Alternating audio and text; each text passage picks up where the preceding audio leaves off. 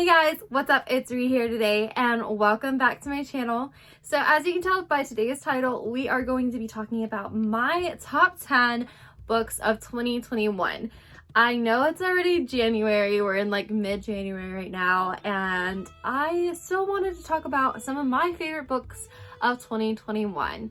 Now, 2021 was the best reading year I've had in a very long time. I basically have had like a reading slump for the past several years. After I turned like 17, I wasn't reading as much. I was still buying books, but I was not reading like I needed to. And so finally, in 2020, I got back into reading like there was no tomorrow. Basically, I started reading a lot more in 2020, and then 2021 really peaked a lot. So I ended up reading 84 books in 2021. I was really trying to get that 85th one and was not able to, but it's okay.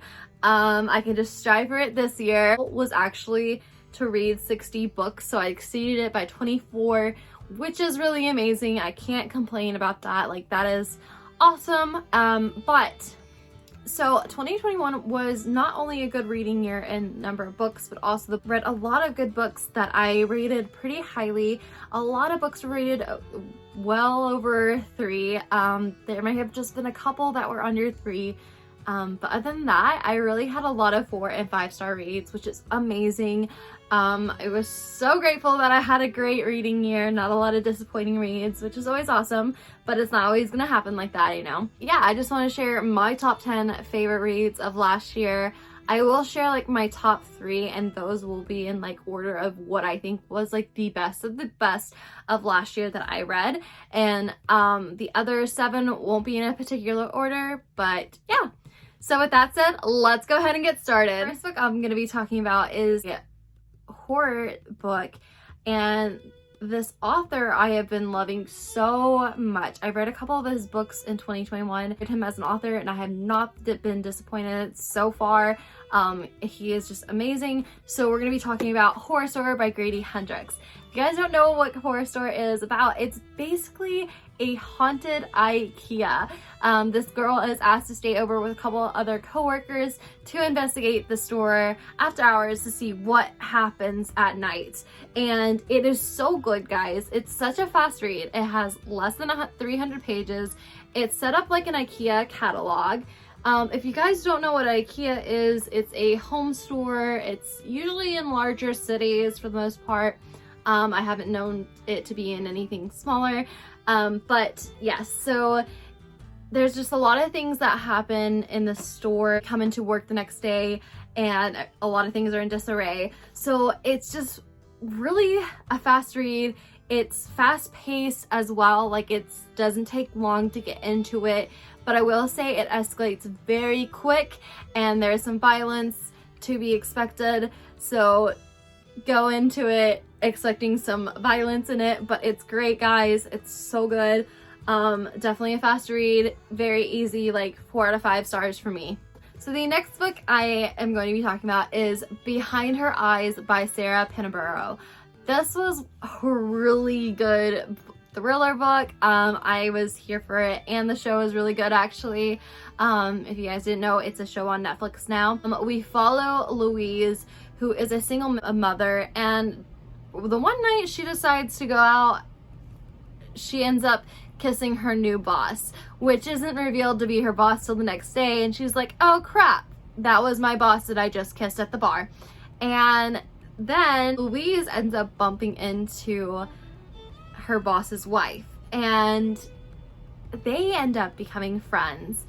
But there's something about their marriage that doesn't quite add up right to Louise.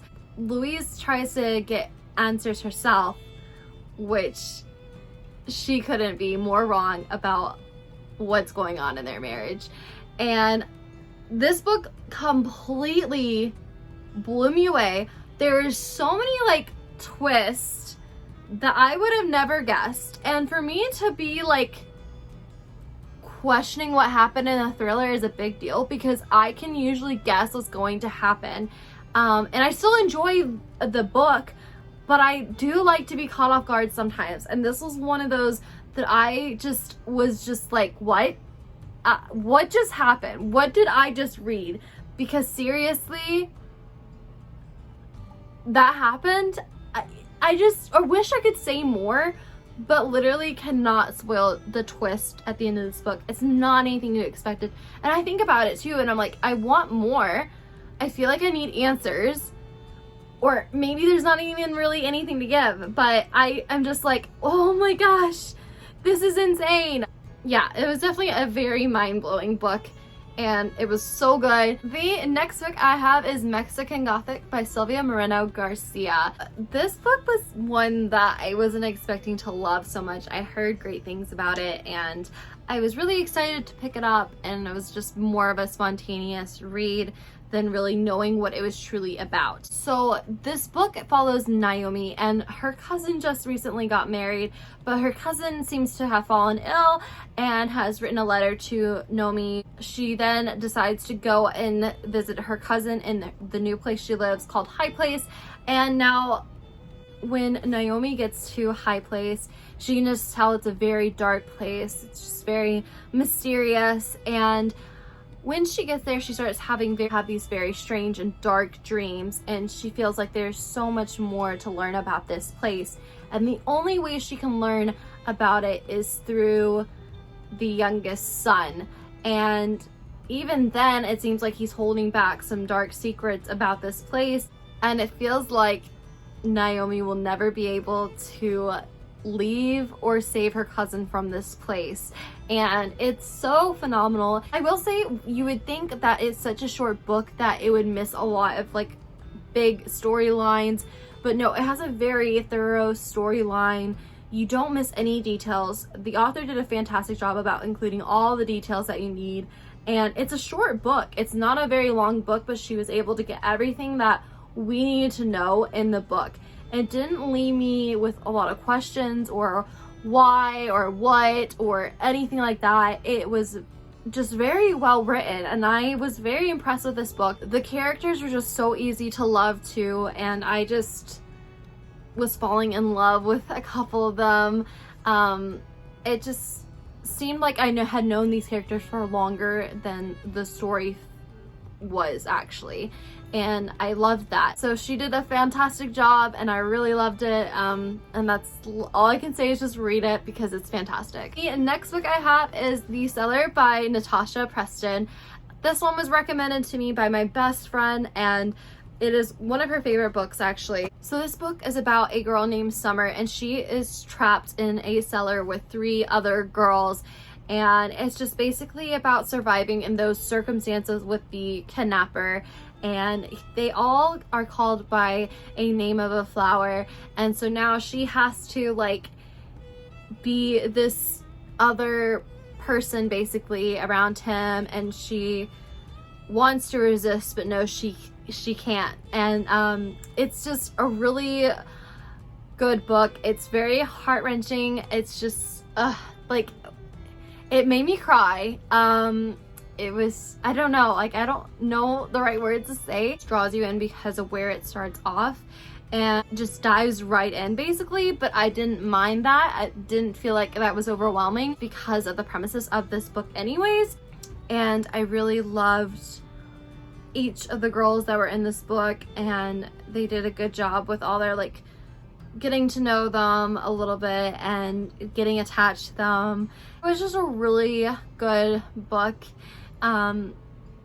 It's just really sad. Like, the premises of this book is just sad. It's definitely a really good book. In the mood to cry and you want something fast, this is definitely one to pick up. The next book I have is All Your Perfects by Colleen Hoover. This is my first Colleen Hoover book I ever read, and I actually bought the newest cover because it came out like a couple months ago and thought it was gorgeous. So I had to get it. So we followed Quinn and Graham, and they actually had an unexpected love story. They met in the most inconvenient way, but they felt like it was meant to be that they met each other that day. And then their love story takes off. Years later, you know, they've been in the marriage for a while and things are not going good. And so this just really navigates like not falling out of love with your significant other, but like going through life in general and like those hardships and how it can affect your relationship. And I think Colleen Hoover did a beautiful job doing that, and in my opinion, made me cry in a couple parts because of Quinn. I feel like she beats herself up a lot, and I just absolutely loved it. I fell in love with Quinn and Graham's little love story, and I just was rooting for them the whole time. Colleen made it very like moving, and just there's always hope for love, and I just absolutely adored it. And yeah, next book I'm going to talk about is Malibu Rising by Taylor Jenkins Reid. This book takes place in the 1980s, and we follow the Rivas, and the Rivas consist of 4 children, and each year they have a party thrown at their sister Nina's house, which is the oldest sibling. And the next morning though, Nina's house has burned to the ground, and the siblings have to decide what they're willing to keep and what are they willing to leave behind. And it was definitely a book I didn't expect to love as much as I did. Each character is very different, and I love them all in their own ways. And it's about like the hardships they had growing up and how it's affected their lives today, and what they choose to do with their lives from what they did have. And I just admired all the characters so much. They always are there to like support each other and love each other no matter the circumstances. But then it also shows like the hardships that they face, whether it can break or make the family stronger. And so I really loved that, and I really just loved the family aspect in this book. It was just beautifully done. I think with like, it's just how I see like my relationship with my siblings too. I think that was perfectly executed, and yeah, I just really enjoyed it. Definitely was one that took me by surprise, and I'm here for it. Next book I'm going to talk about is Redeeming Love by Francine Rivers. This book has been going around for a while, and heard a lot of amazing things about it for such a long time, and decided to pick it up last year. And I was just completely blown away by this book as well. I know I probably said that a lot in this video, but these books have been taking me by surprise when I randomly just least expect it. So this book is about Angel, who is a prostitute, and she was sold into prostitution at a very young age, and her name was changed by the person who bought her to Angel. And one day this guy named Michael happens to come across Angel and is just in so much awe of her beauty, and he just has to know her. He feels like he has to marry her and love her. And when they encounter, it just, of course, doesn't go like Michael had planned, and eventually he is able to take Angel away. But with that comes a lot of hardship, because Angel doesn't know how to accept love, like true love. And that's all I'm gonna say about it, because I don't want to give too much away about this book, because there's so much depth to it, and it's beautiful, and it's just so easy to fall in love with the characters. It was just a great romance book. Now it's honestly in my favorite shelves because it's so good. Okay, so now we're getting into my top 3. So obviously number 1 is the all-time best of 2021. So now we are going to get into the third one. So yeah, for this one, it is Song of Achilles by Madeline Miller. And I really liked this book. It was really good, but I will hold myself until telling you guys what it is about Achilles and Patroclus, and like their friendship and relationship, and how they grow over the years together. And one day Achilles is called to Troy, and Patroclus follows him, and they learn that life has a lot of cruel things in store for them, and that at the end of it, it's going to demand a huge sacrifice. And it was just...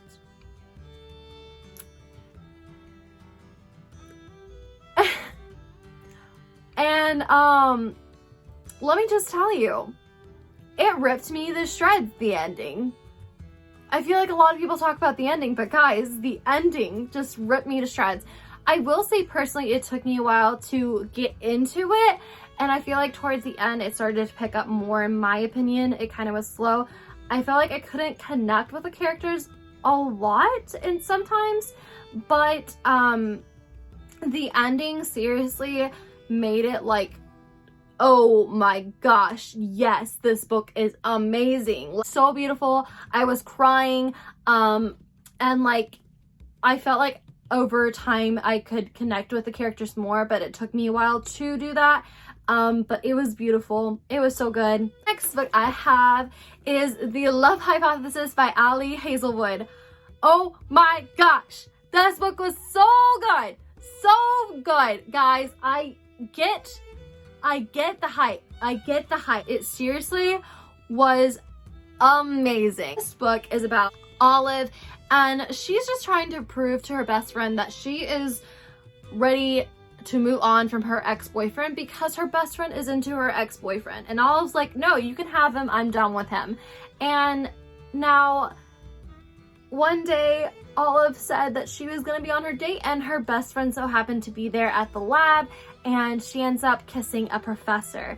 Now, they decide to fake date. They both can benefit from fake dating each other because it can actually take them a step forward where they need to be. And that, of course, doesn't necessarily work out, and we're here for that, though. We're here for it, okay, guys? We're here for a little romance because, wow, yes. It took me no time to get into this book, and I flew through this book. The characters were just so fun, and I just felt like it was seriously the perfect romance. I have nothing to complain about.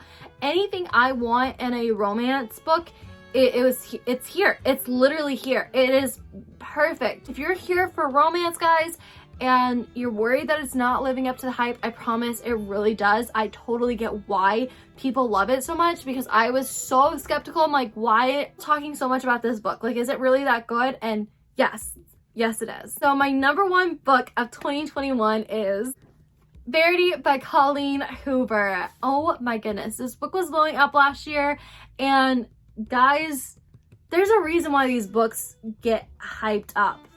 Now, I know there's some books that are overhyped, but I promise this one's not. This one's not. I still think about it all the time. All the time. Like, it's consistently on my mind. This book is about Lowen, and she is just in a kind of a bad place with her writing career. And so one day she's given this opportunity by Jeremy, and Jeremy is married to a very well-known author who wrote a very well-known series, and her name is Verity. Now, Verity has had a health issue and therefore cannot finish the series herself. Lowen is asked to finish the series. Lowen goes and stays at Verity's house for a little bit to get her research done and get everything that she would need to finish the series. Getting the research that she needs, Lowen stumbles upon a manuscript, and in this manuscript is a ton of secrets, a lot of confessions about certain things, and if Verity's husband was to find out, it would completely ruin him.